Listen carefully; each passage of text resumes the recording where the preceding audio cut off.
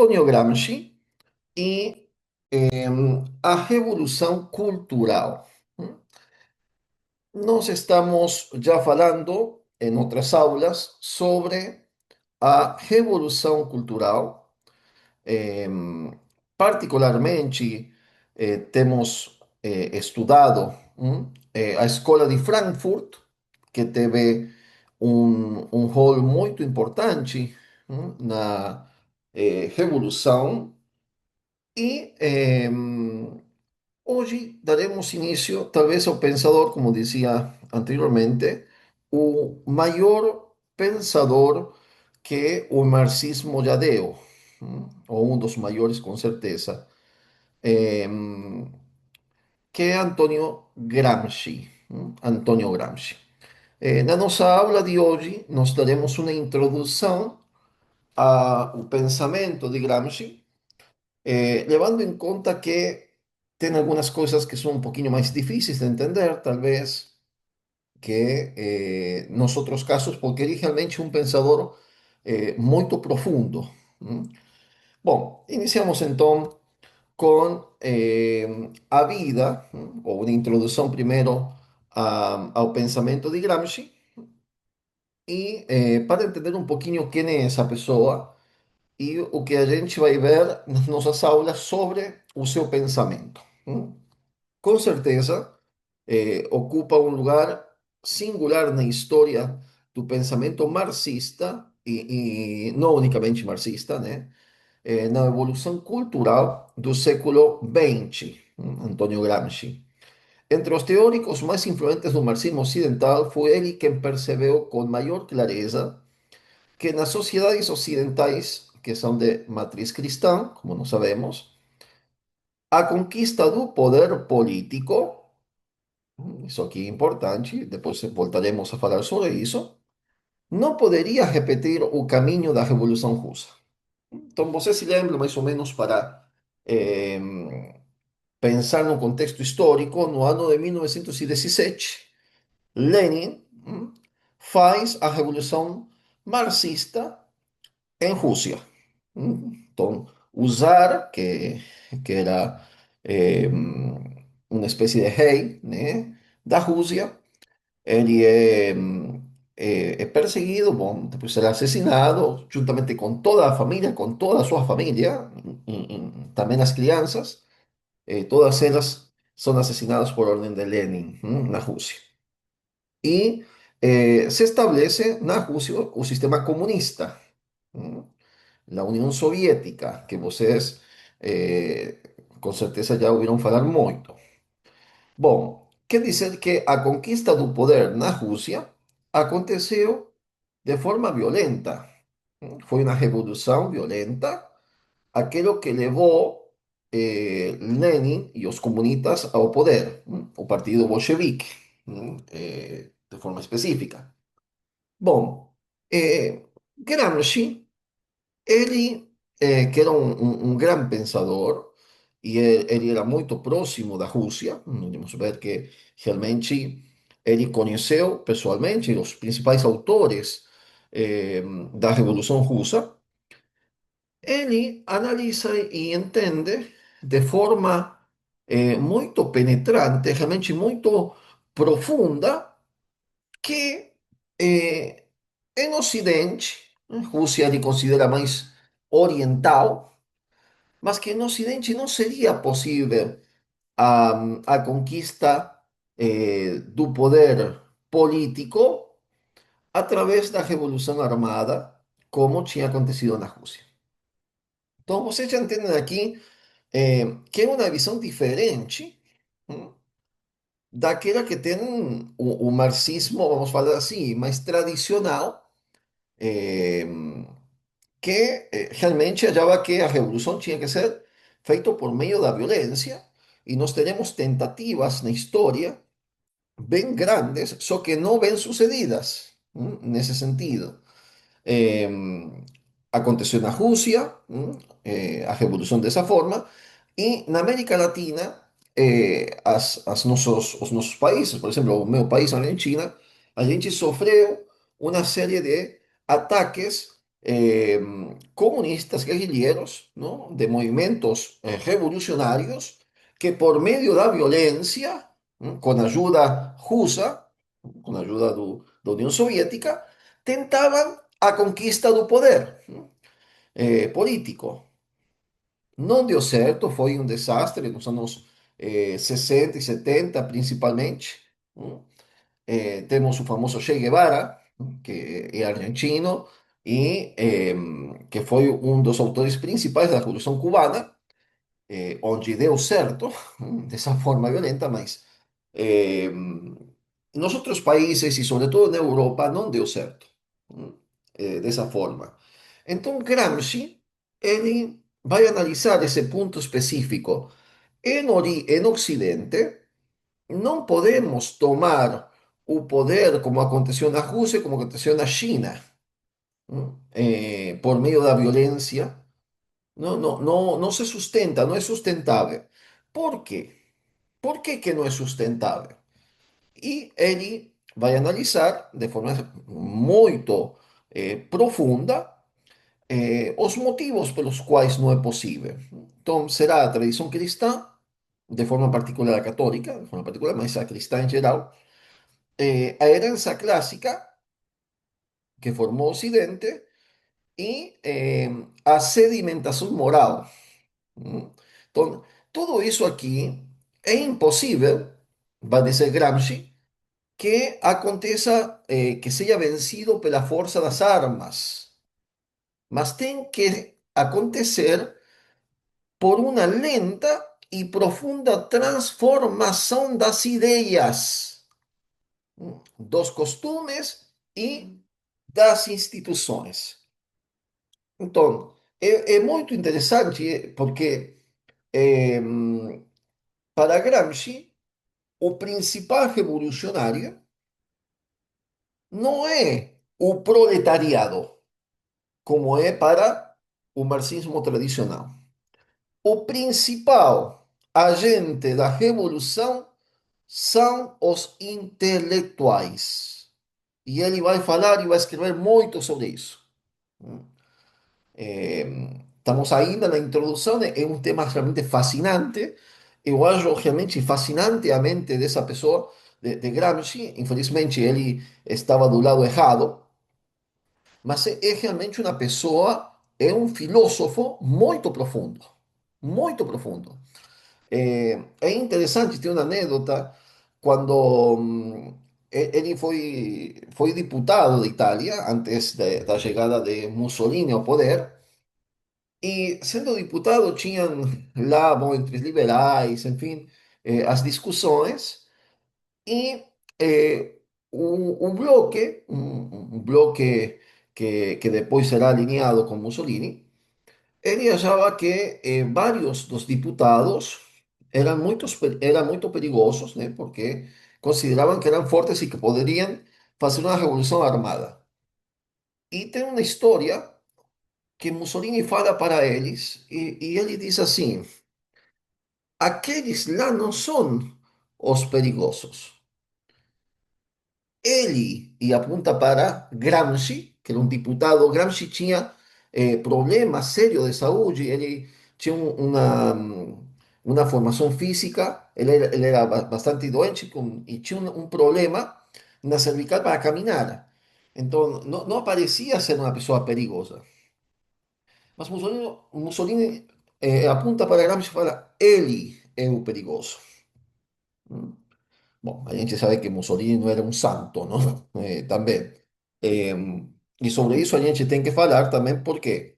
Porque nós pensamos que o fascismo seja talvez uma forma de combate que aconteceu, enfim, mas na verdade, quando nós analisamos as causas, como estamos fazendo agora com Gramsci, depois teríamos que fazer com o fascismo para entender isso. O fascismo nada mais é de que uma linha de pensamento que tem a mesma origem que o comunismo, que é Hegel. É um pensador alemão, que é aquele que eh, coloca a dialética como a coisa principal, como sistema, parte esencial do seu sistema de pensamento. De Hegel, do seu pensamento, idealismo alemão, nós teremos um, uma linha que será a linha materialista, eh, Marx e todos os marxistas, Feuerbach, Marx e outros marxistas, e temos também uma linha que é de direita, ¿m?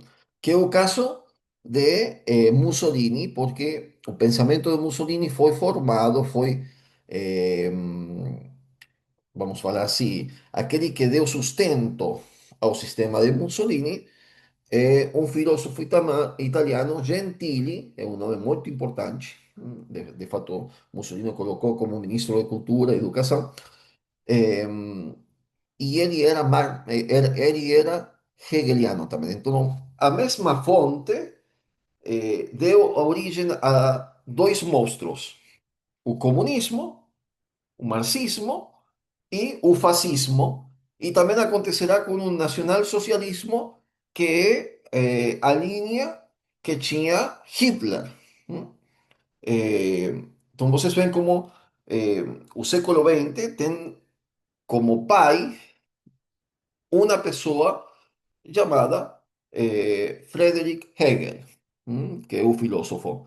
Dele nós temos aqueles monstros que devoraram milhões de almas, tanto o marxismo, 100 milhões de mortes, quanto o nacionalsocialismo, o nazismo, o fascismo, eh, que também são manifestação daquele pensamento. Então é interessante só para nós, os católicos, nós temos uma linha de pensamento que não é propriamente de direita, também absolutamente não é de esquerda, porque quando a gente fala de esquerda, acha que é comunismo, né? Eh, e também não é de direita, que é liberalismo. O católico não pode ser comunista e também não pode ser liberal. Isso é um princípio que eu gostaria que quem está assistindo essa aula que coloque profundamente no coração. Não podemos combater o comunismo eh, promovendo o liberalismo. Iremos ver por qué. Esas son palabras de un filósofo argentino llamado Bruno Genta, un profesor, pai de familia, que fue asesinado de 11 tiros pelos marxistas. Entonces, nos consideramos que un mártir. Fue asesinado saliendo da igreja, saindo de misa. Bruno Gente, eu recomendo muito os livros dele. Tem duas traduções que já foram publicadas aqui no Brasil, eh, mas é um pensamento realmente católico. Hum? Bom, voltamos então a Gramsci depois dessa. Ainda estamos no primeiro parágrafo, não? Então acho que vai levar um pouco de tempo. Bom, Gramsci então entende, não podemos tomar a sociedade política, o poder político, por meio da força, por meio das armas. Como aconteceu na Rússia, como aconteceu na China. Então, Gramsci ele vai propor, estou fazendo um resumo para depois ir nos particulares, uma nova estratégia revolucionária que é a batalha cultural. É interessante porque eu estava assistindo vários marxistas falando e tenho lido vários autores que são marxistas, então que eles concordam com Gramsci, no pensamento, e eles sempre falam que os de direita, eles falam sempre assim, achando que a gente é de direita, né? Eh, que nós pensamos que o Gramsci é um demônio, que temos demonizado ele, apresentado o negócio da batalha cultural. Mas o fato é o seguinte: Gramsci fala de batalha cultural e ele fala de hegemonia cultural. Hegemonia é uma terminologia própria dele. Então, certamente que eh, ele é um dos autores principais na revolução, e vocês prestem atenção na terminologia que eu vou usar, na revolução anticristã. Então, eu vou parar de falar de revolução social, porque eu considero, estou falando aqui com a maioria que são católicos e que não é católico pode entender também da mesma forma. É, é um processo revolucionário anticristão. Mesmo que acontece na sociedade contra a ordem cristã. E nós não podemos ser ingênuos. Achar que é um problema social. Não é um problema social. Bom, a intuição fundamental de Gramsci foi compreender que toda a estrutura política de uma sociedade repousa sobre uma determinada concepção do homem e do mundo. Então, antes de derrubar o Estado, como é a proposta do marxismo clássico, é preciso conquistar as consciências. Antes de dominar as instituições, é necessário mudar o que Gramsci chama o senso comum. Isto é, o modo como as pessoas pensam, sentem e interpretam a realidade. Em outras palavras, o que Gramsci está fazendo na proposta é que todo mundo seja comunista sem saber que somos comunistas. Então, é uma forma de revolução pela qual as pessoas sejam marxistas sem ter consciência de ser marxistas, simplesmente porque eles olham e julgam todas as coisas não desde uma perspectiva cristã ou burguesa, mas de uma perspectiva marxista. Então, a sua proposta é isso. E é bem interessante. Agora você se a entender mais porque como ele chega a pensar isso. De onde tirou essas ideias? Ele observou, um atento observador, e olhou para aquilo que na Itália ainda é a principal força que não deixa que as pessoas sejam conquistadas na consciência. Que coisa é? A Igreja Católica Apostólica Romana. Então ele vai olhar como pode ser que a Igreja, uma instituição, durante 2000 anos, tenha mantido a hegemonia, vai dizer Gramsci, na terminologia dele. Essa palavra hegemonia é dele, e vocês veem que já está incorporada na linguagem comum das pessoas. É uma palavra gramsciana, marxista. Então, ele vai dizer, mas como pode ser que essa instituição tenha realmente mantido essa hegemonia durante 2000 anos? E ele vai dizer porque uma das coisas principais, vai dizer Gramsci, é que na Igreja Católica se dá uma repetição constante da doutrina, imutável, e não existe separação nas coisas essenciais entre os intelectuais e o povo. E ele vai dar um exemplo. Eh, um doutor em teologia, ele não tem fé, tá? Então ele acha que aqui está o segredo porque a igreja se mantém em pé. Ele não acredita que é por uma assistência do Espírito Santo, como nós sabemos. Mas ele diz, não, porque eles repetem a mesma doutrina há 2000 anos. Então, eles formaram, a Igreja Católica formou o sentido comum das pessoas. Por que que as pessoas pensam como pensam? Porque a Igreja, desde 2000 anos, está repetindo a mesma coisa. Mas tem mais uma coisa, vai dizer Gramsci. Não existe separação entre intelectuais e povo. A velhinha, que é ignorante, pensa em uma pessoa italiana, talvez, ¿no? Que mora lá na roça e não sabe ler, mas que acredita nas verdades da fé, no credo, fala a mesma coisa que fala um doutor em teologia. Acredita na mesma coisa. E, o qual está certíssimo. O que acontece é que o doutor em teologia tem um conhecimento mais aprofundado das verdades da fé, mas no essencial nós acreditamos a mesma coisa. O credo, senão, é o nosso católico. mesmo que tenha conhecimento de toda a suma teológica. Então Gramsci está certo nesse ponto. ¿M? O que ele não está certo, depois iremos ver, é em achar que é aquilo que mantém a igreja em pé. Nós sabemos, o nosso segredo da fé é que é o Espírito Santo, que é aquele que não deixa que a igreja eh, acabe, e que não deixará que a igreja acabe. É a nossa certeza de vitória. Bom, mas o ponto é o senso comum. Por que as pessoas pensam como pensam? Nós devemos conquistar o senso comum, trocar a forma em que as pessoas pensam. Então, essa é a proposta gramsciana. Estou resumindo o que a gente vai ver mais em detalhes agora. Bom, a hegemonia é precisamente eh, aquela direção espiritual e moral eh, que se exerce sobre a sociedade civil.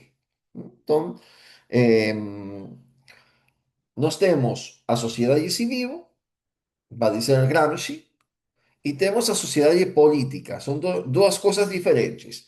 A sociedade civil está constituída pelas pessoas, eh, pelas instituições, como é a escola, a universidade, as famílias, né? É a sociedade civil. E temos o Estado, a sociedade política, que tem o poder repressivo, quer dizer que a polícia, o exército, né? Eh, e ele vai dizer assim: é a sociedade civil onde a gente tem que olhar, porque é lá onde nós devemos tirar a hegemonia que foi criada, né, por todo um sistema de pensamento no qual a Igreja Católica é principal, não é a única, mas é a principal, e trocar o sentido comum das pessoas. En el sentido común, no en un sentido como a gente fala, eso es sentido común, sino por qué as pessoas julgam as coisas como julgam? Por que as pessoas pensam o comum sentir das pessoas sobre os temas do mundo, da política, da família, da moral. É isso o sentido comum para Gramsci. Bom, e ele então, a sua proposta é isso. Como fazer essa revolução? Como fazer essa revolução? É o que a gente vai tentar ver y entender eh, un poco más profundamente toda esa parte de sociedad civil, sociedad y política, iremos ver en la próxima aula. Eh, y hoy nos iremos a presentar principalmente los principios que sustentan el pensamiento gramsciano. Que é importantíssimo para entender. Então, basicamente é isso. A sua proposta, a sua intenção é isso, e iremos ver como ele eh, tenta fazê-la acontecer. hum. Bom, vamos então, inicialmente, agora sim entramos totalmente no curso y a falar brevemente, sobre la vida y la formación de Antonio Gramsci. Yo quería decir aquí ya una cosa. eh, Estamos perante realmente um filósofo muito profundo, né? Eu acho que a gente tem que estar ciente disso. Não é uma bobagem, não, é muito profundo mesmo. É, é uma pena, não? Que a gente não esteja do mesmo lado, mas realmente a filosofia dele, as observações dele, são coisas que a gente tem que levar em conta porque são muito profundas e por isso que são tão perigosas para a nossa sociedade, para a nossa fé, para a nossa igreja, para eh, o que nós queremos, né, como católicos. Bom, Antonio Gramsci nasceu em 22 de janeiro de 1891 na ilha de Sardenha, eh, uma das regiões mais pobres. Eh, ele, ele foi filho, né, de Francesco Gramsci, que foi um funcionário público acusado de irregularidades administrativas. En fin, teve aí uma situação um pouco especial a família de Gramsci. Mas ele sofreu, na sua infância, várias doenças e também sentiu a pobreza. ¿M? Sufrió de una malformación vertebral que lo dejó con baja estatura y constantes dolores físicos. em, y eso es un elemento muy fuerte porque era un poco deformado físicamente. Por eso que la anécdota que yo contaba de Mussolini es bien significativa. Ninguém, na época, achava que fuese peligroso, mas otra persona también peligrosa descubrió aquello, que fue Mussolini. Bom, desde jovem mostrou uma capacidade intelectual muito impressionante, hum, e vai fazer a universidade em Turim. É importante isso por quê? Porque lá, no norte da Itália, nós temos em um momento eh, em que temos todo um movimento causado de pobreza, en fin, una situación social muy grave causado por eh, la revolución industrial. Entonces, vocês já se lembram, também aqueles que fizeram o curso de Dom Bosco, que o contexto das cidades do norte eram bem difíceis. Turim era una capital eh, que tinha abraçado fortemente a revolución industrial. Entonces, existen ya movimientos socialistas, marxistas, que están operando y es la que le va a conocer tanto a Benedetto Croce cuanto a Giovanni Gentile, que es un filósofo de Mussolini, que yo falei no inicio para vocês. Eh, bom, ele vai iniciar, inicialmente vai ser parte do movimento socialista tradicional, mas depois ele vai criticar algumas coisas desse socialismo e vai passar a ser um dos fundadores do Partido Comunista Italiano.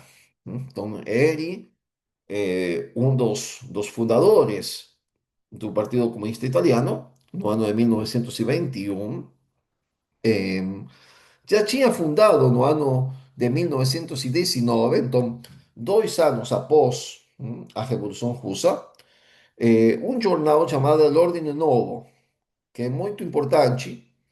Ele escreveu vários artigos lá, ele começa a escrever lá, e onde já começamos a ver um pouco essa originalidade do pensamento eh, gramsciano. Bom, ele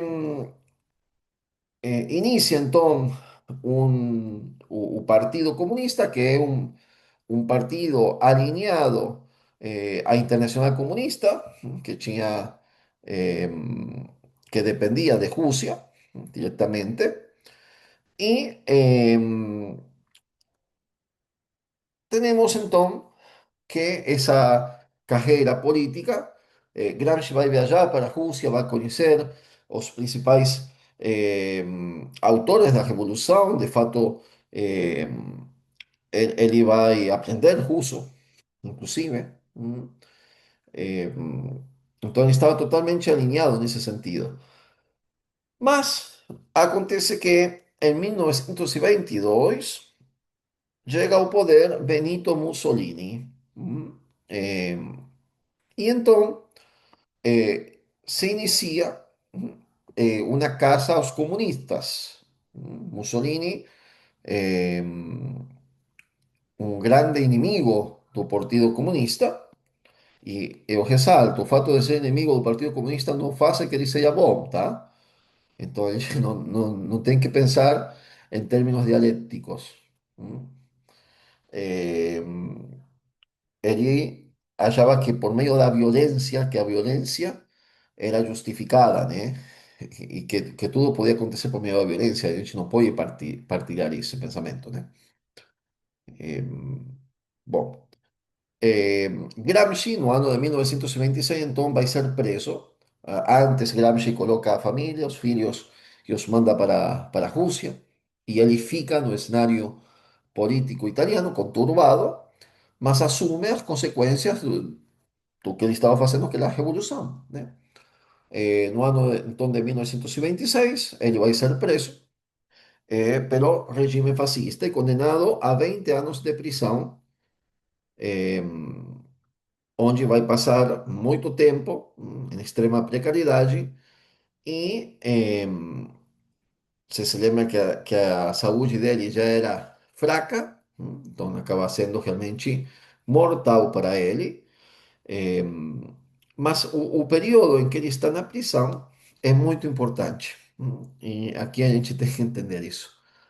Por quê? Porque na prisão ele cria uma espécie de, ele tinha uma rotina e começa a escrever muitas cartas, que são importantes, sobretudo para a família que estava em Rússia, para a cunhada também, e onde dá vários conselhos aos filhos, entre outras coisas, eh, sobre as artes, sobre as leituras, sobre formação e também sobre coisas que não deviam fazer, como eh, a celebração do Natal, por exemplo, e coisas assim, né? Bom, o que acontece? Estando em prisão, ele começa a ter muitas leituras, particularmente, y no únicamente, mas particularmente, de varias revistas teológicas muy importantes que eran publicadas na época y que ele devora encíclicas dos papas, que ele vai ler quase tudo, então tem um conhecimento muito, começa a estudar mais a igreja. E é nesse período em que ele começa a escrever o que depois se tornaram I Quaderni del Carcere, Cadernos do Cárcere, que é a obra que ele escreveu. Porque nós temos alguns artigos publicados no jornal que ele fundou, L'Ordine Novo, mas a obra principal de Gramsci intelectual se encontra nesses cadernos do cárcere, né? Que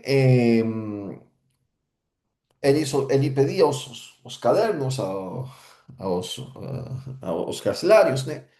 E lá ele escreveu uma série de reflexões, muitas coisas, são numerosos os cadernos do cárcere. Não é uma obra sistemática, mas é onde ele vai escrevendo várias reflexões sobre distintas coisas, e é lá que nós encontramos o pensamento real dele, né? Eh, Então, onde ele vai ter tempo para pensar muito e escrever, se lembra que era um filósofo, então é a obra eh, principal. Eles foram traduzidos, publicados e depois conservados pela cunhada de Gramsci, uma vez que ele morreu, e foram traduzidos. Uma das primeiras traduções foi para o português, feito aqui no Brasil, e para o espanhol, feito na Argentina. Então, as primeiras traduções para espanhol e para português são aqui de Latinoamérica. Isso já nos fala muito, para entender. Eh, Bem, então, a obra dele, ele morreu no 27 de abril de 1937, em Roma, aos 46 anos, ele morreu jovem, poucos dias após ser libertado por motivo de saúde. hum. Eh, os restos dele estão sepultados no cemitério protestante da cidade de Roma, não? Eh, É interessante, por quê? Porque existe uma versão que eu quero contar, que é desmentida fortemente pelos comunistas, pelos marxistas, mas que eu acredito sim ser verdadeira por conta das pessoas que testemunham isso. Eh, Quando Gramsci está morrendo, os últimos dias antes da morte dele, ele fica internado num hospital onde tinha as freiras que cuidavam aí dos doentes. E as freiras, elas levavam uma imagem para eh, as diferentes pessoas que estavam aí internadas, né, que estavam sofrendo, elas visitavam com imagens de Santa Teresinha, eh, que estava ficando bem popular, né, no momento. E elas não levaram para as pessoas que estavam perto do Gramsci, mas não para o Gramsci, porque elas conheciam que era o Gramsci. E o Gramsci ficou ofendido e a chamou. E as freiras, são duas freiras que contam essa história, elas dizem que finalmente ele se converteu antes de morrer. Teve um padre, não sabemos que um padre o visitou, é uma coisa que reconhecem também os comunistas, ou que eles falam que não, isso não quer dizer que ele se converteu, mas as freiras falam que sim, que a imagem, ele tomou muito carinho com a imagem de Santa Teresinha, tanto que não conseguia tirar a imagem do quarto dele, porque ele pedia que nem tocasse na imagem, e morreu, teria morrido dentro da fé católica. ¿M? São várias freiras e tem um testemunho também de uma pessoa que trabalhou no Vaticano, um monsenhor, que é sobrinho de uma dessas freiras, que também afirma que a tia contou a história repetidas vezes, porque é uma coisa grande, era bem conhecido Gramsci. ¿M? Bom, conto para vocês uma história mais aqui. Bom, o marxismo no processo da modernidade, em, vamos já no pensamento do Gramsci. Então, quando ele vai falar sobre o marxismo, que ele não chama marxismo, ele chama filosofia da praxis, a terminologia, interessante vocês conhecerem, ele vai dizer, o marxismo não nasceu de um dia para o outro. A filosofia da praxis não nasceu de um dia para o outro. Tudo isso está nos cadernos do cárcere, tá? Eh, ele diz, é o ponto culminante de um processo histórico e filosófico. E ele vai descrever qual é esse processo histórico. Eu acho que é muito importante essa parte que nós estamos entrando agora, porque de todos os pensadores, aquele que tem maior consciência dessa verdade, uma verdade que falta muitas vezes nos opositores. Nos opositores. Quando eu falo opositores, pessoal, estou falando de liberais, tá? Os liberais são incapazes de fazer uma refutação eh, do marxismo. E o motivo é simples: eles são filhos. O marxismo é produto do liberalismo. Gramsci, que é um grande pensador, como eu falei, ele observa todo o processo da modernidade e ele vai dizer assim: vejam só a profundidade dessa pessoa. A filosofia da praxis, marxismo, pressupõe todo um passado cultural. O renascimento, a reforma protestante, então ele fala reforma, é a reforma protestante, a filosofia alemã, a Revolução Francesa, o calvinismo, a economia clássica inglesa e o liberalismo laico, que está na base de toda a concepção moderna da vida. É impressionante. Parabéns, senhor Gramsci, o senhor está certo. O marxismo, e ele vai insistir nesse ponto, é o fruto maduro da civilização moderna. É isso aqui que os pensadores liberais de direita, enfim, não conseguem entender. Por quê? Porque eles são parte do processo.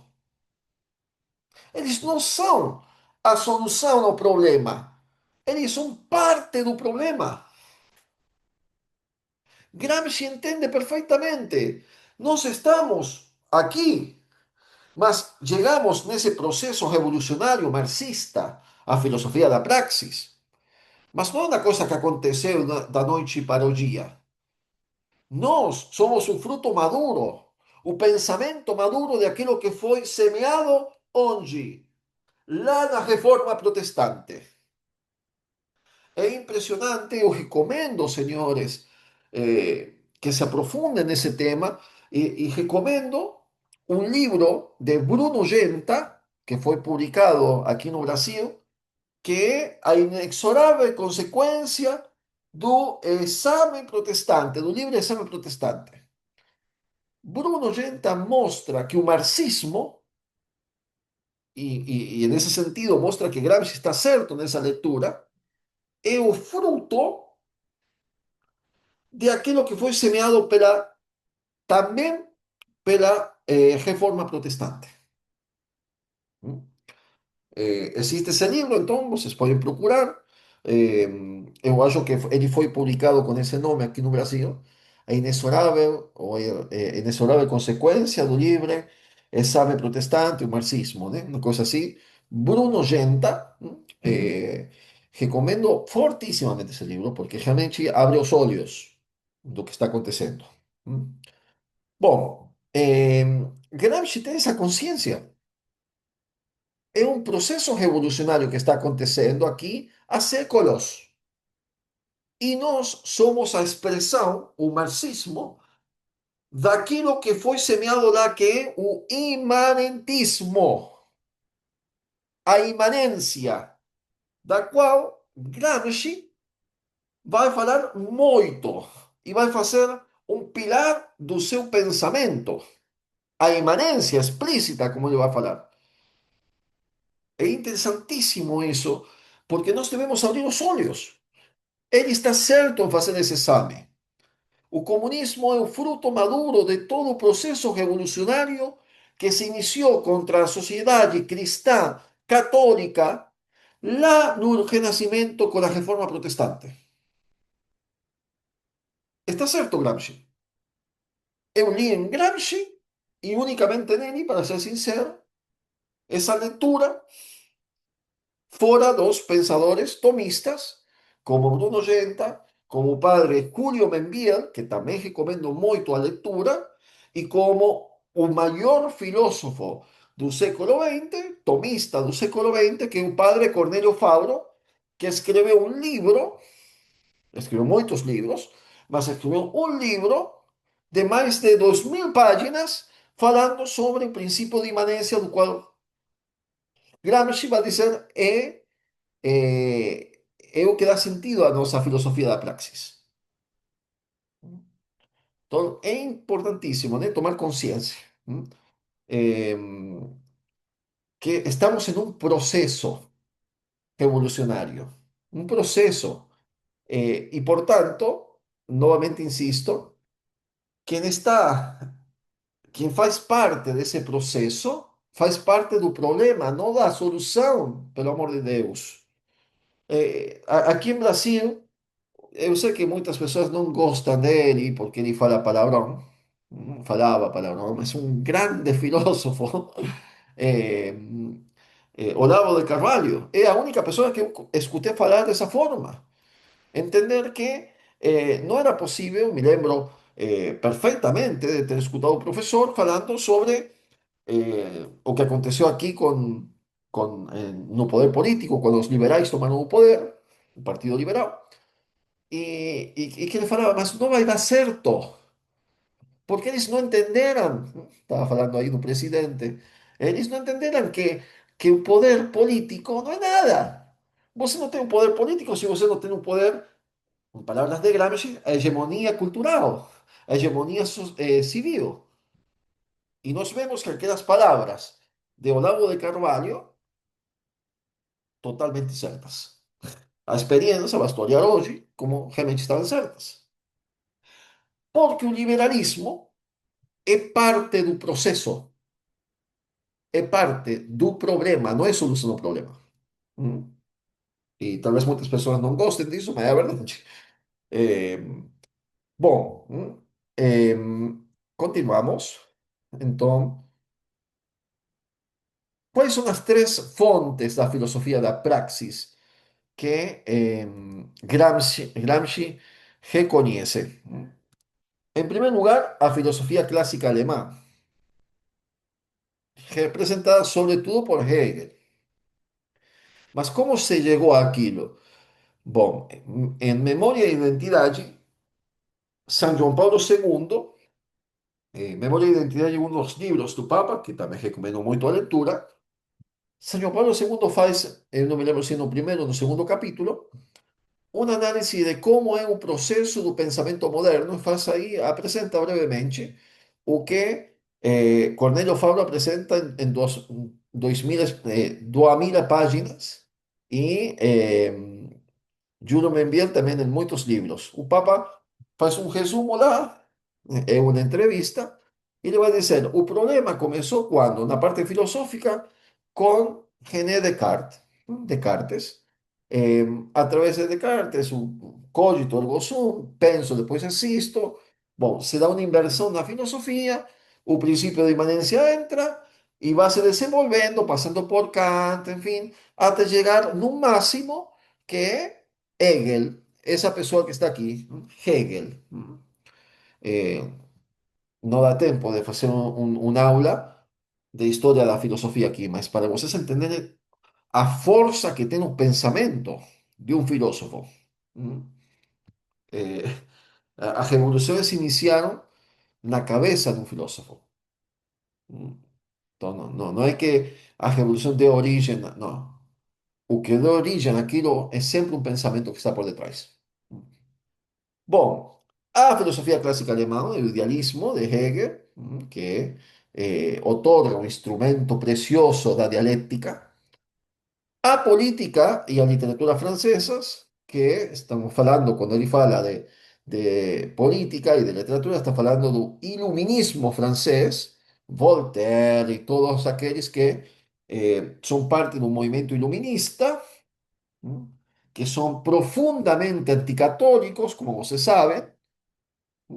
O iluminismo é profundamente anticatólico, l'infama, eh, não sei como se fala isso em francês, l'infame. Quando Voltaire fala da igreja, fala daquela, da infame, da infame, é um desprezo do Voltaire, né? Francês, grande pensador, eh, iluminado, ¿no?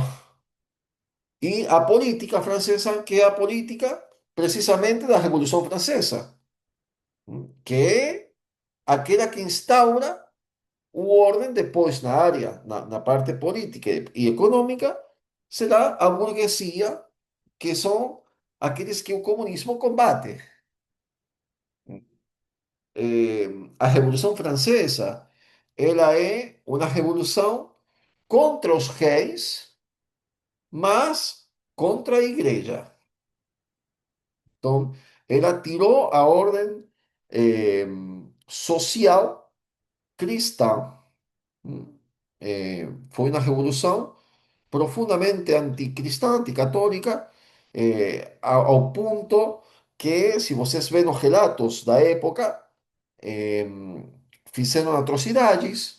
A deusa Razão entrou em Notre Dame, uma prostituta, o que a gente tem aí como a libertária, uma prostituta, colocaram lá dentro como se fosse uma deusa, pisando um crucifixo, as relíquias dos santos foram jogadas no rio, nos rios, profanadas, as cabeças, vocês visitam as catedrais e as cidades na França, verão que em muitas igrejas temos as imagens, as estátuas e que falta a cabeça, obra da Revolução, cortavam até a cabeça das imagens. Então, foi profundamente anticatólica e a gente acha que inaugurou a liberdade eh, por isso que eu falo, devemos realmente estudar, estudar e E o que Gramsci está dizendo é isso, sim. Nós somos os filhos de aqueles. Nós somos o fruto maduro do que eles começaram. E está certo. Hum. Aquele que é conservador é menos coerente. Quando falo conservador, não entendo na parte católica, tá? Estou falando na política, que é um liberal conservador. Que quer dizer que ele acredita nos princípios do liberalismo, mas ele não quer ser muito liberal. Então, tenta não ir muito lá. Eh, Gramsci é mais coerente, porque ele leva eh, ao máximo as consequências dos princípios que o liberal conservador aceita. Então, realmente nós devemos abrir os olhos.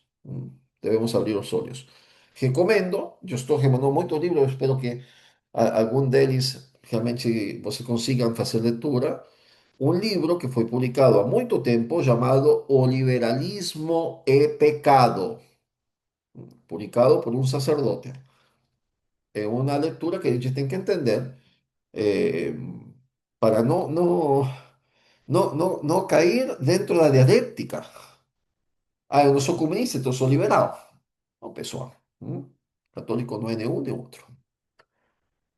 Bom, eh, a economia clássica, clássica inglesa, ele reconhece também que é o capitalismo, que deu ao marxismo a noção de estrutura material de sociedade do homo economicus, o homem voltado exclusivamente para a produção e consumo. Por eso que no es extraño que en la China capitalismo y comunismo estén abrazados y, y formando un connubio lá muito bom, porque estamos falando da mesma besta, que tem a mesma origem.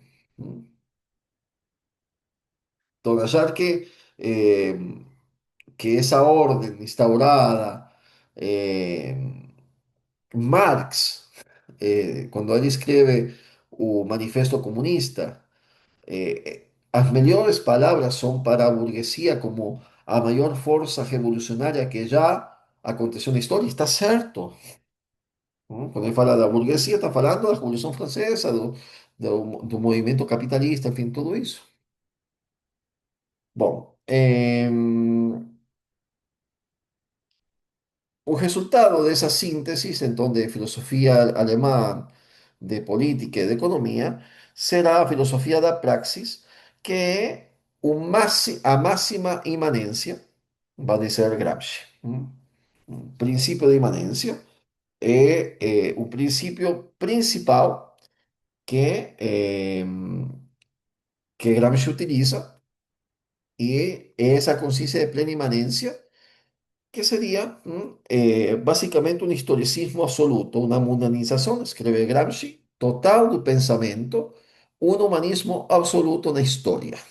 ¿M?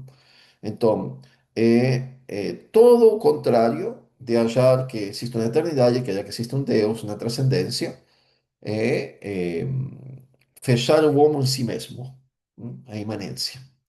Bom, não temos tempo para continuar. Eh, Iremos ver na próxima aula, hum, um pouco mais sobre a imanência, mas hoje eu acho muito importante vocês, aqui tem uma imagem do padre Cornélio Fabro, o maior eh, tomista do século XX, da história provavelmente, eh, eu recomendo realmente para aquele que tem condições, é muito difícil fazer leitura, mas eh, ele fala sobre o princípio de imanência e mostra como o ateísmo moderno é fruto precisamente disso. Então, Gramsci está certo. E o padre argentino, Julio Membiel, que tem vários livros publicados aqui no Brasil. Eu recomendo para você essa leitura, é uma leitura obrigatória realmente para um católico, O Comunismo na Revolução Anticristã. Ele vê todo esse processo revolucionário, como Gramsci ele apuntala, e mostra qual é o lugar que ocupa. o comunismo, naquele processo de degradação da sociedade cristã. Hum. Eh, Bom, vamos a deixar aqui. Se alguém tiver alguma pergunta, alguma dúvida, lembrando que estamos só na introdução hoje, eh, mas pode simplesmente abrir o microfone e perguntar.